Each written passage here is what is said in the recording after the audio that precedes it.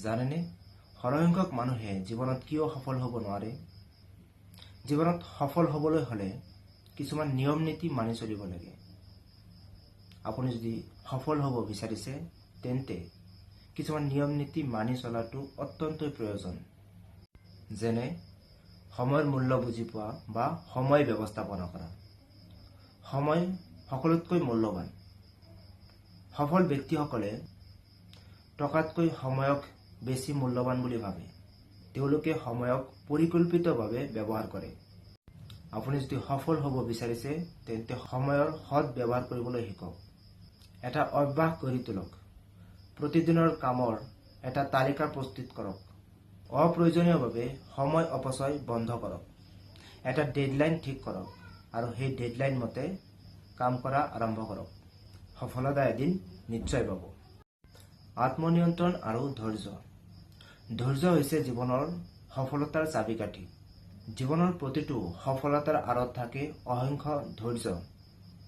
আপুনি যদি ধৈৰ্য ধৰি কোনো কাম কৰিব পাৰে তেন্তে আপোনাক সফল হ'বলৈ কোনেও ৰখাব নোৱাৰে। আৰু আপুনি যদি নিজকে নিয়ন্ত্ৰণ কৰিব নোৱাৰে তেন্তে সন্মুখত যিমানেই সুযোগ নাহক কিয় আপুনি কামত লগাব নোৱাৰিব। সেয়েহে আত্মনিয়ন্ত্ৰণ আৰু ধৈৰ্য সহকাৰে কাম কৰিলে সফলতা নিশ্চয় পাব। আৰু উত্তেজনাৰে নহয়, বিবেচনাৰে এটা সিদ্ধান্ত লওক আৰু সেই সিদ্ধান্ত মতে লাহে লাহে আগুৱাই যাবলৈ শিকক। প্ৰতিদিনে শিকাৰ অভ্যাস গঢ়ি তোলক। সফল ব্যক্তিসকলে সকলো সময়তে কিবা নহয় কিবা শিকিয়ে থাকে। তেওঁলোকে জানে শিকাৰ কোনো বয়স নাই।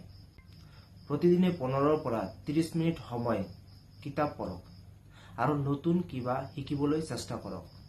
নাইবা আজিকালি অনলাইনতো বহুতো কিবা কিবি শিকিব পৰা যায়। ইউটিউব আৰু বিভিন্ন ধৰণৰ ৱেবছাইট ভিজিট কৰি আমি কিছুমান কোৰ্চ শিকিব পাৰোঁ। ইতিবাচক মনোভাৱ গঢ়ি তোলক। জীৱনত সমস্যা আহিবই। সফল ব্যক্তিসকলে জীৱনত অহা সমস্যাসমূহৰ পৰা অভিজ্ঞতা লাভ কৰি সেই অভিজ্ঞতা জীৱনত ব্যৱহাৰ কৰি সফল হয়। নেগেটিভ চিন্তাসমূহক এৰাই চলক আৰু পজিটিভ হৈ থাকিবলৈ চেষ্টা কৰক। নেগেটিভ চিন্তাধাৰাই মানুহৰ মগজুক ধ্বংস কৰে আৰু সফল হ'বলৈ বাধা দিয়ে। ব্যৰ্থতাৰ পৰা শিক্ষা লাভ কৰি আগুৱাই যাওক। জীৱনত এটা লক্ষ্য নিৰ্ধাৰণ কৰক আৰু সেই লক্ষ্যত উপনীত হ'বলৈ নিয়মিত কাম কৰি যাওক। আপোনাৰ জীৱনত যদি কোনো ধৰণৰ লক্ষ্য নাই তেন্তে আপুনি কেতিয়াও সফল হ'ব নোৱাৰে। সেয়েহে এটা লক্ষ্য নিৰ্ধাৰণ কৰক আৰু অপ্ৰাসংগিক কামবিলাক বাদ দি আপুনি লক্ষ্যত উপনীত হ'বলৈ যি যি কাম কৰিব লাগে সেই কামবিলাক কৰি যাওক। সফলতা এদিন নিশ্চয় পাব। স্বাস্থ্য আৰু শৰীৰৰ প্ৰতি যত্ন লওক। এজন অসুস্থ মানুহৰ যিমানেই প্ৰতিভা নাথাকক কিয় তেওঁ কেতিয়াও সফল হ'ব নোৱাৰে। সফলতা মানে শাৰীৰিক আৰু মানসিক অৱস্থাৰ ভাৰসাম্যতা। সেয়েহে প্ৰতিদিনে ব্যায়াম কৰাৰ অভ্যাস গঢ়ি তোলক। পৰ্যাপ্ত টোপনি আৰু সুস্বাস্থ্যকৰ খাদ্য গ্ৰহণ কৰিবলৈ অভ্যাস গঢ়ি তোলক। জীৱনত সফল হ'বলৈ কৃতজ্ঞতা আৰু নম্ৰতা অতিকৈ প্ৰয়োজন। সফল ব্যক্তিসকল কেতিয়াও অহংকাৰী নহয়। তেওঁলোকে সকলোৰে লগত নম্ৰ আচৰণ আৰু কৃতজ্ঞতা দিবলৈ কৃপণালি নকৰে। সেয়েহে সফল হ'বলৈ হ'লে মানুহৰ কথা মনোযোগেৰে শুনা, মানুহৰ লগত ভাল আচৰণ কৰা আৰু কৃতজ্ঞতা জনোৱা অতিকৈ প্ৰয়োজন।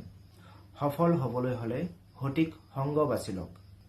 আপুনি কাৰ লগত বন্ধুত্ব কৰিছে, কাৰ লগত সময় কটাইছে ইয়াৰ ওপৰতেই আপোনাৰ সফলতা নিৰ্ভৰ কৰিব।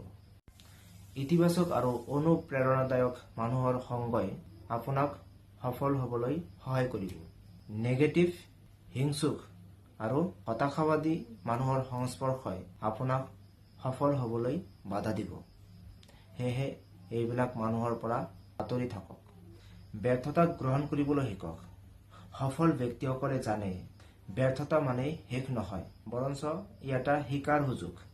ব্যৰ্থতাক বিশ্লেষণ কৰি ভুলবিলাক চিহ্নিত কৰক আৰু পুনৰাই চেষ্টা কৰক, কাৰণ চেষ্টাৰ অসাধ্য একো নাই। কামৰ প্ৰতি আন্তৰিকতা আৰু নিষ্ঠা হ'বলৈ শিকক। যি কামেই নকৰক কিয় মনোযোগেৰে কৰক।